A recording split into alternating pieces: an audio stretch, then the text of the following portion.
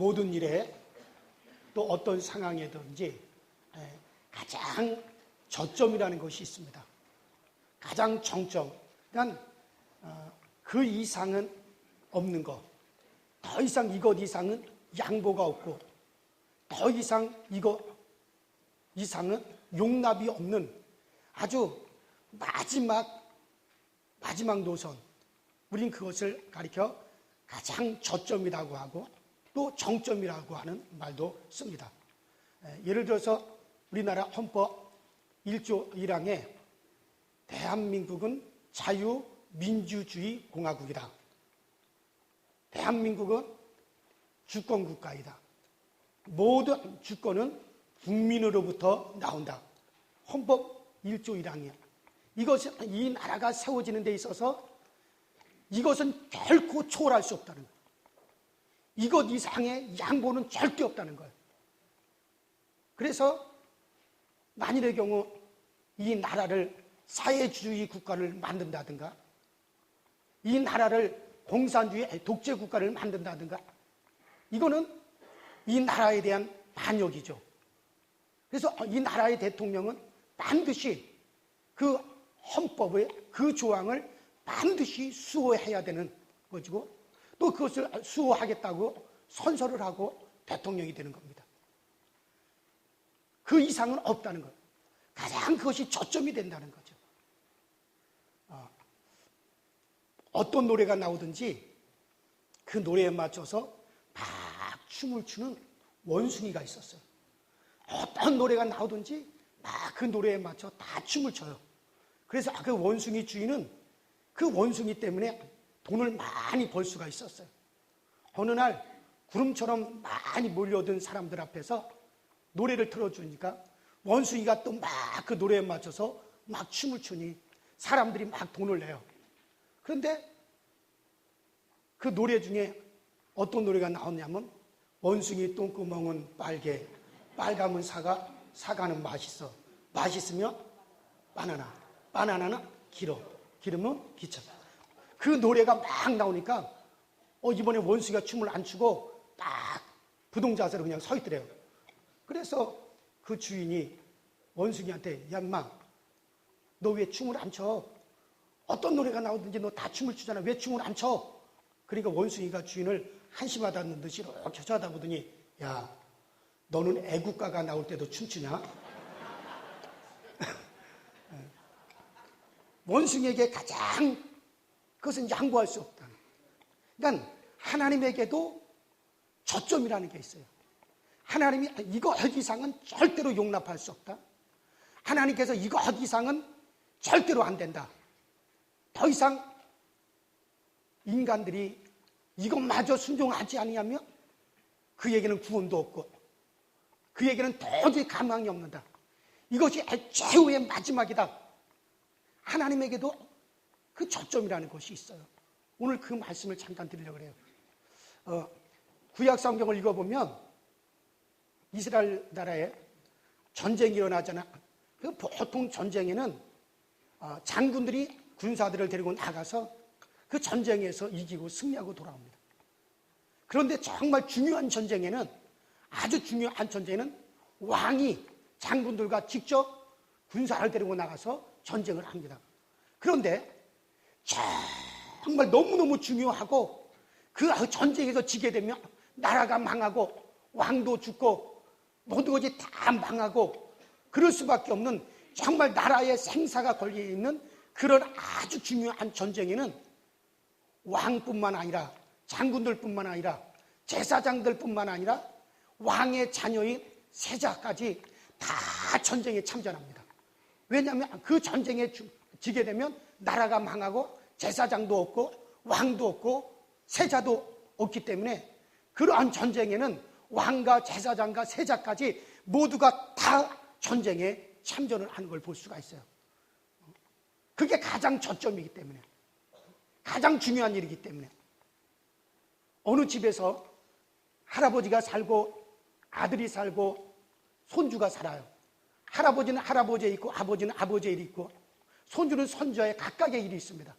할아버지는 농사를 짓고 아버지는 장사를 하고 손주는 이제 공무원으로 출근을 하는 각각의 일이 있지만은, 그러나 그 집안에 아주 중요한 일이 있을 때는 그게 모든 공통의 일이 되어져. 예를 들어서 집을 다시 짓는다든가, 아니면 집안 식구들의 생사가 걸린 문제가 발생하게 되면 이건 할아버지, 아버지, 손주 모두의 일이 다 되어지는 겁니다. 가장 중요하기 때문에. 자, 성경에 보면 성부 하나님이 계시고 성부 하나님의 일이 있고 성자 예수님의 일이 있고 또 성령, 성신, 성령의 일이 있어요. 그러니까 성부 하나님 아버지는 창조하시고, 그리고 여호와의 사자들을 보내셔서 일을 하시는 일을 하셨고, 성자 예수님은 아버지의 뜻을 가지고 이 땅에 오셔서 아버지의 뜻을 그 몸으로 다 이루시는 일을 하셨고, 또 성신 성령님께서는 우리들 가운데 임하셔서 예수 그리스도께서 이루신 일들을 우리 가운데 또 성취하시는 일을 하고 계시고, 성부, 성자, 성령의 일이 각각 달라요. 의식도 성부 하나님의 이름으로 구약시대 때 할례 의식이 있었고, 성자 예수님이 이제 세족식이 있었고, 그 다음에 성령의 불세례와 성령의 은사가 있었어요. 의식도 각각의 성부, 성자, 성령이 각각 달라요. 그런데 정말 중요하고 너무나 소중하고 이것 이상은 결코 용납이 안 되는, 이것마저 인간들이 행하지 않으면 인간들은 다 멸망할 수밖에 없는 너무 중요한 문제에서는 성부, 성자, 성령의 이름으로 행하여지는 것이 있어요. 그러면 성부, 성자, 성령 삼위가 공동으로 할 수밖에 없는 그게 뭐냐? 마태복음 28장 13절에 보면 너희는 나가서 모든 족속으로 제자를 삼고 아버지와 아들과 성령의 이름으로 무엇을 주고? 세례를 주고 내가 너에게 분부한 모든 것을 가르쳐 지키게 하라. 볼지어다 세상 끝날까지 내가 항상 너희와 함께 있으리라. 그러니까 이 세례는 성부와 성자와 성령의 이름으로 행하여지는 그와 같은 일이에요. 이 세례는 삼위의 이름으로 이루어지는 아주 중요한 일이고, 이건 양보할 수 없는 최고의 하나님에게 초점이 되는 거기 때문에 이거는 성부와 성자와 성령, 성경 66권을 다 읽어보더라도 성부, 성자, 성령 삼위의 이름으로 되어지는 것은 요 세례 한 가지밖에 없단 말이에요. 성창도 예수 이름으로 이루어지는 거고, 성령의 세례는 성령이 행하시는 거고, 할례는 바로 성부 하나님께서 이름으로 되어지는 거지만 이 세례만큼은 너무나 중요하기 때문에 성부와 성자와 성령 삼위의 공동의 이름으로 이루어지는 것이 이 세례인 거예요.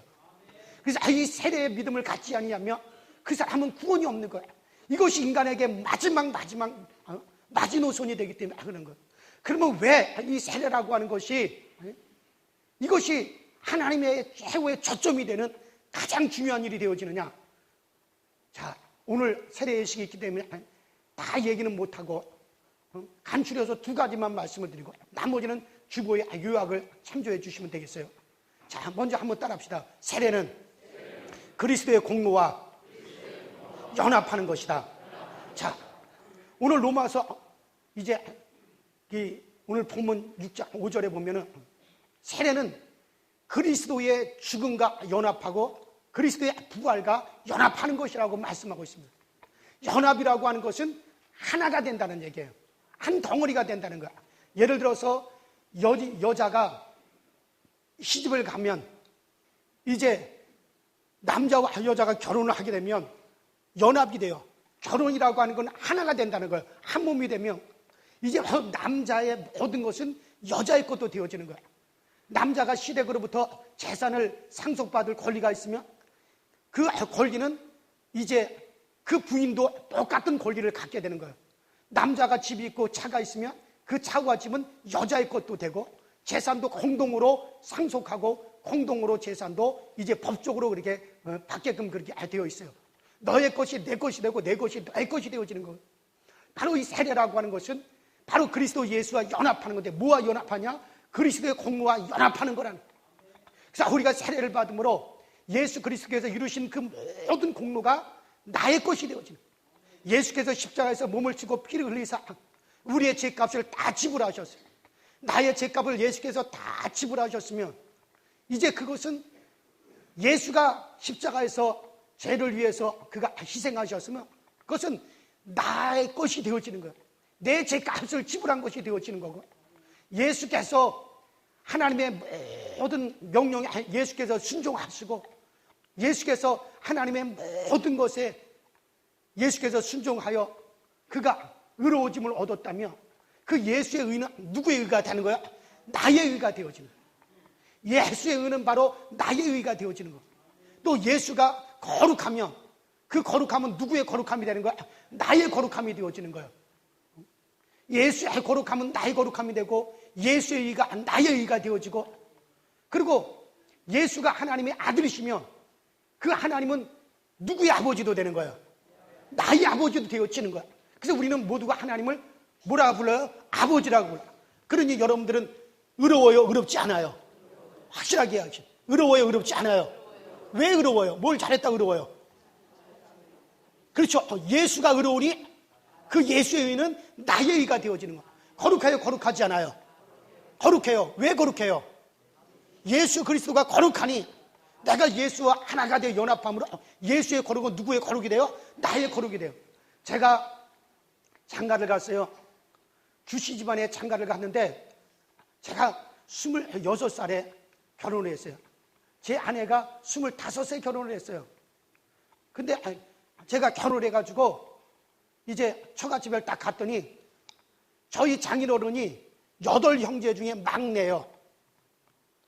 그러니까는 저희 장인어른 나이나 가장 큰 조카의 나이나 엇비슷해요. 학렬이 상당히 높은 거예요. 그랬더니 제 아내가 25세 결혼을 했고 난 26세 결혼했는데 20대잖아요. 갔더니 그 사촌 조카들이 다 뭐냐면 나이가 40세, 50세예요. 그러니 나이가 40세, 50세 된 그 조카들이 제 아내 보고 은수가 그러지를 못해요. 뭐라 그래요? 고모님, 고모님. 존칭을 딱딱 쓰는 거예요. 만일의 경우 은수가 그랬다가는 난리가 나요. 그 도동에는 다 즉시 직선총이에요. 동네가 뒤집혀요. 그러니까 한 나이가 40이 되고 50이 된 사람들이 조카들이에요. 그들이 다 이제 25살 때 제 아내한테 고모님, 고모님 하고 딱 따뜻하게 모셔요. 그러면 이제 제가 제 아내랑 결혼을 했어요. 그러면 그들이 이제 난 26살인데 나한테도 뭐라 그래요? 나한테도 말을 함부로 못하고 고모부님, 고모부님을 한단 말이에요. 그러니까 졸지에 내가 제 아내하고 나하고 결혼을 하는 바람에 제 아내의 지위가 누구의 지위가 됐어요? 나의 지위가 된 거예요. 내 아내가 하고 나하고 연합하여 결혼하여 연합했으니까는 내 아내의 지위는 그건 나의 지위가 되어진 거란 말이죠. 마찬가지로 여러분들, 우리가 세례를 받음으로 그리스도 예수의 공로에 연합을 해버렸단 말이에요.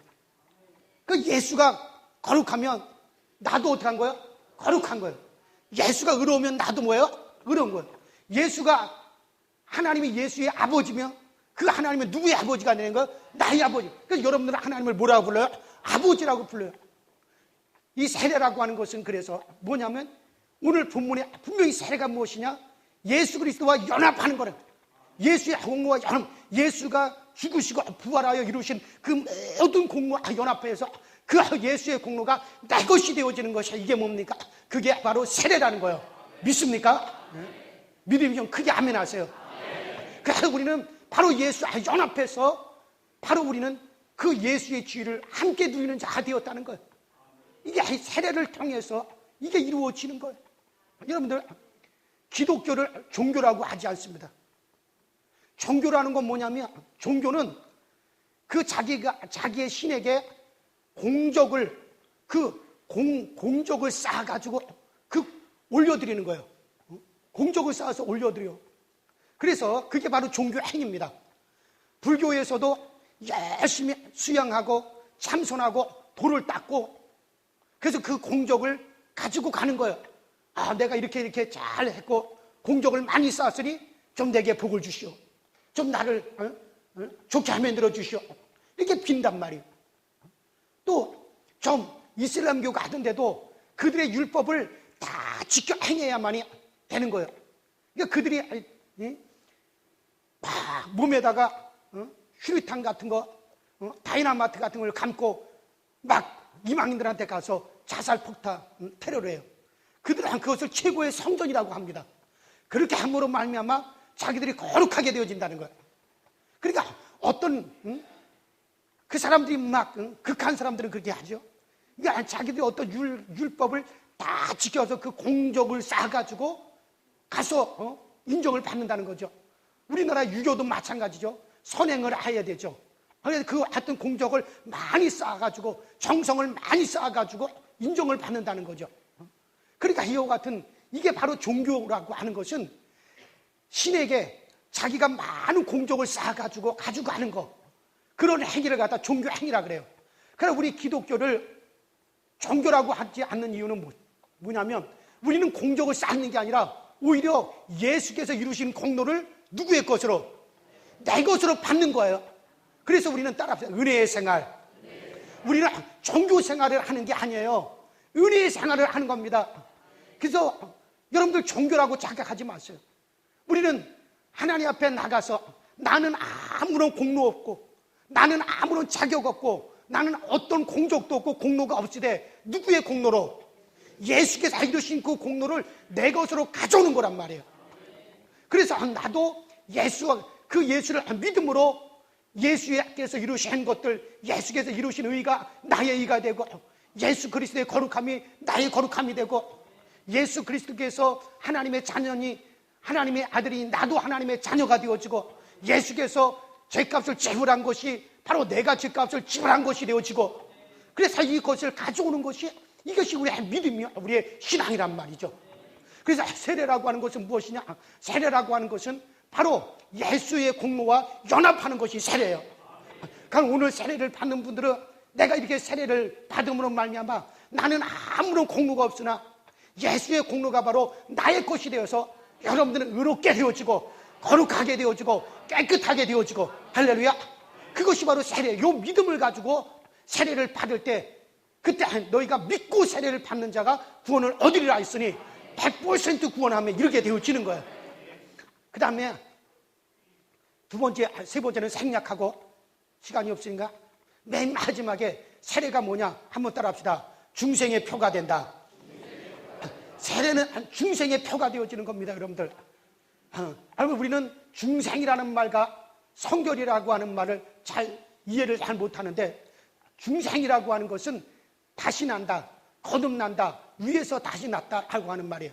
자, 요한복음 13장 5절부터 쭉 읽어보면 어느 날 예수님께서 허리에다 수건을 딱 두르시고 대야에다가 물을 떠가지고 그리고 제자들의 발을 막 씻기시고 수건으로 그들의 발을 막 닦아주는 거예요. 그런 제자들이 너무나 황송해서 아유 선생님 우리가 선생님의 발을 닦아드려야 되는데 어째요 선생님이 우리의 발을 닦으시나이까? 이럴 수는 없습니다. 그러니까 예수님이 뭐라 그러냐면 내가 너희의 발을 씻기지 않으면 너희와 나는 상관이 없는 자가 되어진다. 그렇게 말씀하셨어요. 그러니까 베드로가 뭐라 그러냐면 옷을 다 훌렁 벗고서는 그렇다면 선생님 아예 머리부터 발끝까지 나를 다 씻어주세요. 아유 나를 모욕을 시켜주세요. 그러니까 예수님께서 이미 너희는 깨끗하게 모욕한 자가 되었으니 이제 발만 씻으면 되어진다. 할렐루야. 그렇게 말씀을 하셨단 말이에요. 자, 여러분 유대 나라 같은 나라는 천지가 다 사막입니다. 먼지 투성해요. 그래서 내가 목욕탕에 가서 목욕을 깨끗하게 목욕을 했다 할지라도 다시 집으로 돌아오는 길에 그들이 신발이라고 하는 게 어떤 거예요? 슬리퍼, 샌들, 그게 그들의 신발이에요. 아니면 신발을 안 신고 다녀요. 그러니 아무리 내가 목욕탕에서 목욕을 깨끗하게 했을지라도 다시 집까지 가다 보면 집에 들어가려 보면 이 다리에 또 뭐가 묻어요? 먼지가 묻고 모래가 또 묻는단 말이에요. 그러면 그때는 어떻게 해야 돼요? 다시 처음부터 머리부터 발까지 다시 목욕을 깨끗하게 다시 해야 돼요? 대답을 해요. 발만 씻으면 되는 거야. 그때는 발만 씻으면 다시 어떻게 돼요? 다시 전 온몸이 다시 다 깨끗하게 되어지는 거야. 자, 바로 이게 세례라는 거야. 세례는 중생의 표가 되는 게 뭐냐면, 마치 여러분들 이미 여러분과 저는 세례를 받음으로 말미암아 예수 그리스도의 공로로 우리가 깨끗하게 되었어요. 깨끗하게 씻김을 받았어요. 모든 죄의 사함을 받습니다. 예수의 공로로 우리가 깨끗하게 모욕한 자가 되었습니다. 그러나 이제 우리가 세상을, 죄악된 세상을 또 살아가다 보면 또 이 다리에 죄의 때가 묻어야 안 묻어요. 세상을 접하다 보면 또 우리가 부주중에 죄를 짓는단 말이에요. 그러면 그때는 또다시 우리가 세례를 받고 또다시 우리가 예수 그리스도에서 십자가에 몸지고 피 흘리사 우리를 다시 깨끗해지게 해줘야 됩니까? 아니요. 그때는 뭐만 하면 돼요? 발만 씻으면 되는 거야. 그때는 우리가 회개만 하면 되는 거야. 요한일서에 나와 있는 대로 너희가 너희 죄를 자백하면 그는 미쁘사, 따라합시다. 너희를 깨끗게 하실 것이요. 깨끗게 하실 것이라 그랬어요. 그래서 그때는 우리는 이미 이제 세례를 받아서 중생을 했단 말이에요. 위에서 났단 말이에요. 모욕한 자가 되었단 말이에요. 그렇기 때문에 우리가 이제 세상에 나가 살아갈 때 부지중에 내가 또 죄를 짓거나 또 내가 때가 묻게 되면 그때는 어떻게 하면 되느냐? 그때는 우리가 우리의 입으로 회개만 하면 됩니다. 내가 이런 죄를 지었습니다. 이렇게 부지중에 이렇게 죄를 지었습니다 하고, 그러면 그것이 발을 씻기는 것 같이 이제 그게 딱 씻겨지게 되면 다시 우리는 깨끗한 자가 되고 모욕한 자가 되어지는 겁니다. 그게 바로 세례라는 거예요. 그러나 여러분들, 이 세상 사람, 예수를 믿지 아니하고 세례를 받지 아니하는 이 세상 사람들은 그들이 회개한다 할지라도 깨끗하게 돼요, 안 돼요? 안 되죠. 왜냐하면 보세요. 온몸에 때가 잔뜩 껴있고 아주 냄새가 나고 이가 버글버글하고 구린내가 나고 온몸이 다 더러운데 발만 깨끗하게 씻는다고 해서 그 사람이 깨끗하게 돼요, 안 돼요? 그때는 깨끗하게 안 되는 거예요. 그러나 이미 깨끗하게 모욕한 사람이 발만 더러워지면 그때는 발만 씻으면 다시 온몸이 깨끗하게 되어지는 거예요. 마찬가지예요. 이제 우리는 예수 그리스도의 공로를 받아서 우리가 깨끗함을 받았단 말이에요. 모욕한 자가 되었단 말이에요. 이것을 가리켜서 디도서 이제 3장 5절에 뭐라고 그랬습니까? 하나님이 너희를 구원하시되 긍휼하신가, 그 다음에 중생의 씻은가, 성령의 새롭게 하심으로 하셨나니 그랬습니다. 바로 여러분들, 이것이 바로 뭐냐? 중생의 씻음이라는 게 뭐라 그래요? 바로 세례라는 거예요. 이 세례는 바로 모욕한 거와 같고, 그 다음 모욕해서 이제 다리가 다시 더러워져 다리만 씻으면 다시 깨끗해지듯이 이 발을 씻는 것을 가리켜 따라합니다. 성결이라고 하는 겁니다. 그러니까는 중생은 단 한 번뿐이에요. 세례는 단 한 번뿐이에요. 여러분들이 세례를 받아서 이제 거듭나서 내가 깨끗함을 받았습니다. 그러면 이제부터는 무슨 생활을 해야 돼요? 그렇죠. 성결의 생활을 해야 되죠. 그때 우리가 죄를 짓게 되면 우리 하나님 앞에 나와서 하나님, 나는 죄인입니다. 내가 이런 죄를 지었습니다 하고 우리가 우리의 죄를 회개하면 우리 주님께서는 여전히 우리 발을 깨끗하게 씻으사 우리를 다시 온몸을 깨끗하게 되어지도록 다시 우리가 거룩하게 되어지고 다시 우리가 의로워지고 그래서 우리가 또 성결해진다, 그런 얘기예요. 그래서 이제 여러분과 저는 이제 여러분 세례를 받으셨으면 이미 다 중생한 걸 믿으시기 바랍니다. 여러분 중생했으면 아멘 하세요. 이제는 뭐를 해야 돼요? 이제는 무슨 생활? 성결의 생활을 하기 위해서는 어떻게 됩니까? 그때마다 우리가 죄를 짓거나 우리 하나님 앞에 바르지 못한 것이 있을 때 어떻게 돼요? 우리가 우리의 죄를 자백하게만 하면, 회개만 하면 발을 씻어서 다시 온몸이 깨끗하게 되어지는 걸 믿으셔야 할 주의 이름으로 축원합니다. 그러므로 오늘 세례를 받는 분들은 이 세례를 받음으로 중생의 표를 가지게 되는 거예요. 무슨 표를 가져요? 중생의 표를 가지게 되는 거예요. 여러분들, 우리가 운전면허에 내가 합격을 했다 할지라도, 합격을 해서 운전면허에 내가 합격을 했다 할지라도 물론 운전해도 돼요. 그러나 운전면허증을 정식으로 교부 받아서 운전을 해야만이 되는 거예요. 내가 비록 운전면허 시험에 합격을 했다 할지라도 정식으로 운전면허증을 교부받지 않고 운전을 하면은 이건 불법이 되는 거예요. 반드시 내가 운전면허에 합격했다라는 표를 반드시 가지고 있어야 된단 말이에요. 이와 마찬가지예요. 세례라고 하는 것은 내가 예수 이름으로 내가 이제 중생했다라고 하는 중생의 표가 되어지는 거예요. 이 표를 가지지 않으면 그것은 또 불순종이 되어진다는 거예요. 그러므로 오늘 세례를 받는 분들은 정말 내가 이 세례를 통해서 내가 하나님 앞에서 이제 거룩한 중생의 표를 가졌다는 확신을 가지고 여러분들은 항상 이제는 성결의 생활만 하면 날마다 우리가 깨끗하여지고 거룩하여지고 의로워지는 걸 믿어 하시길 주의 이름으로 축원합니다. 주의 이름으로 축원합니다.